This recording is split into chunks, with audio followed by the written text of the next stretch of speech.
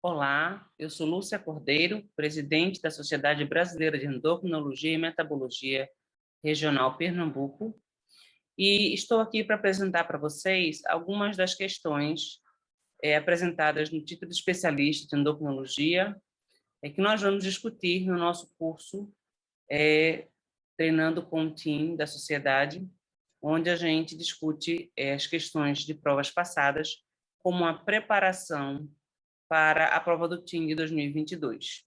Então, eu escolhi aqui duas questões para que a gente possa discutir. O tema é obesidade, e a primeira delas trata sobre a cirurgia bariátrica, né? Então, foi uma questão de 2019, mas que vem se repetindo ao longo dos anos, que pergunta qual dessas alterações ocorre após cirurgia bariátrica e contribuem para a perda de peso e melhora glicêmica.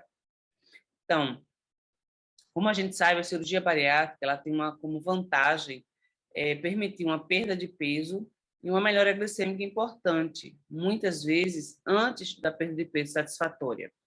E aí pergunta por que essas alterações podem ocorrer? Por aumento do PYY e aumento do GLP-1, por aumento da grelina do GLP-1, por aumento do filo Firmicutes e redução do filo Bacteroidetes, por redução do esvaziamento gástrico com redução dos picos glicêmicos pós-prandiais. Então, como a gente sabe, hoje a cirurgia bariátrica ela também vem sendo conhecida como cirurgia metabólica, porque ela modifica algumas estruturas, algumas secreções de hormônios intestinais chamados incretínicos. A gente sabe também da participação da microbiota intestinal como um importante parâmetro fisiopatológico para determinar a resistência insulínica, a obesidade, assim como também as mudanças relacionadas ao esvaziamento gástrico. Então, a resposta esperada para essa pergunta é o aumento do PYY e o aumento do GLP-1, que são hormônios incretínicos que produzem saciedade.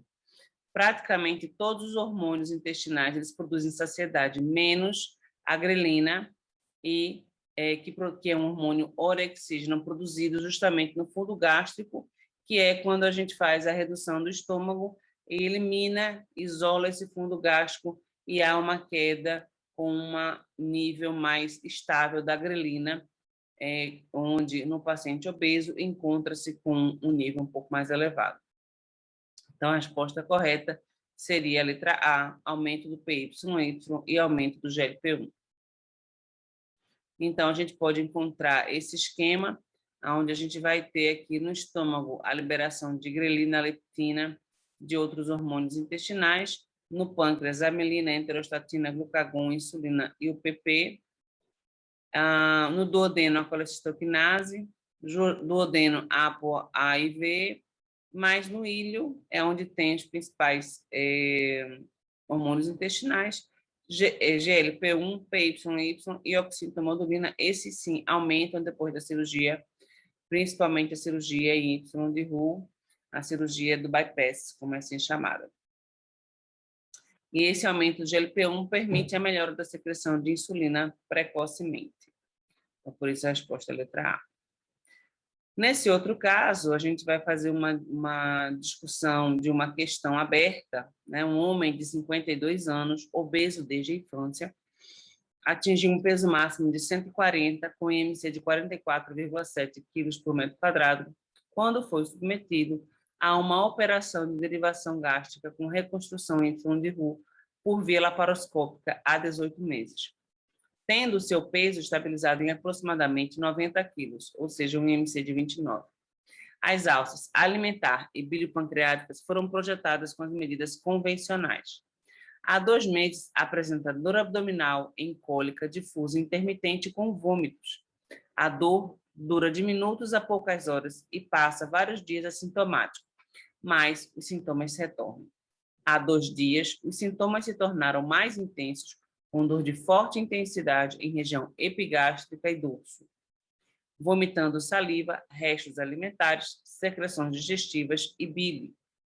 Ao exame, encontra-se desidratado 2 cruzes em 4, eupneico, afebril, normotenso, com abdômen distendido, dolorosa palpação difusamente, com ruídos hidroaéreos aumentados e sinal de descompressão brusca negativo.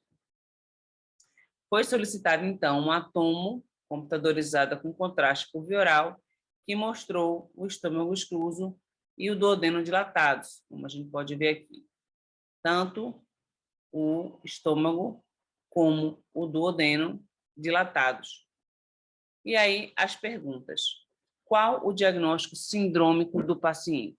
Quais as mais prováveis etiologias? Cite duas. Em qual das alças ocorreu a complicação? Qual a conduta? Então, vamos voltar para o caso clínico e reler as principais informações, onde a gente tem que o paciente foi submetido a uma reconstrução em Y-Derro, o paciente teve uma perda de peso bastante satisfatória, né, perdendo aqui em torno de 60 quilos. Ele apresenta um quadro de dor abdominal em cólica com vômitos, né, intermitente, ou seja, em determinado momento ele melhora, em determinado momento ele piora, sendo que, mais recentemente, essas dores se tornaram muito intensas e houve a eliminação de vômitos com restos alimentares, o que sugere um quadro de obstrução intestinal.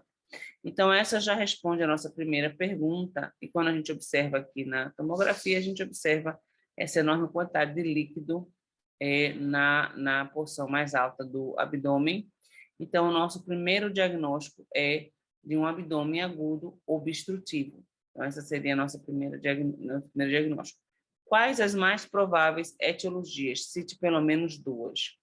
Então, todos esses pacientes que fazem cirurgia, que perdem muito peso, ocorre uma certa frouxidão das alças intestinais, podendo ocorrer uma passagem do intestino por dentro de outro, conhecido como hérnia interna. Então, isso pode ocorrer pela frouxidão do intestino e pelas manobras que são realizadas para que você possa chegar no intestino, no estômago, e poder fazer a bolsa, que vai ser o pouch, né, a bolsa reservatória. Então, uma das razões para que possa ocorrer esse abdômen obstrutivo é uma hérnia interna. Tá? É um diagnóstico até difícil de ser realizado, porque é difícil de ser dado esse diagnóstico. Mas também podem ocorrer outras coisas, como, por exemplo, intussuscepção, brida, volvo. Tá? Em qual dessas alças ocorreu a complicação? E aí a gente volta para uma informação importante da tomografia, onde a gente percebe que tem o estômago excluso e o duodeno dilatados. Então, vou mostrar para vocês uma figura da cirurgia, onde vocês vão entender que essa área é na alça comum, porque você tem as duas estruturas dilatadas. E qual a conduta a ser realizada? Ele vai precisar fazer um estudo dessa cavidade abdominal, uma laparotomia, uma laparoscopia exploradora, para poder chegar a esse diagnóstico. Então, entendendo melhor o que é a cirurgia, a gente vai ter aqui a bolsa, o pouch, né, a bolsa reservatório, e o estômago excluso. Então, pela bolsa reservatório, vai passar a alça e vai excluir, né, a passagem dos alimentos, e a alça aonde você vai ter a passagem do conteúdo biliar, né, que é do conteúdo do estômago. Então, se eu tenho uma dilatação tanto da bolsa como do estômago excluso, obviamente a minha obstrução, o meu ponto de obstrução vai estar na alça comum, e não na alça exclusa, e muito menos na alça digestiva. Tá? Então, a resposta correta para essa pergunta é justamente a alça comum. Bom, minha gente, essas e outras questões nós vamos discutir na quinta-feira, tá?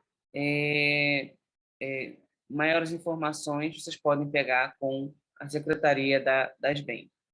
Muito obrigada.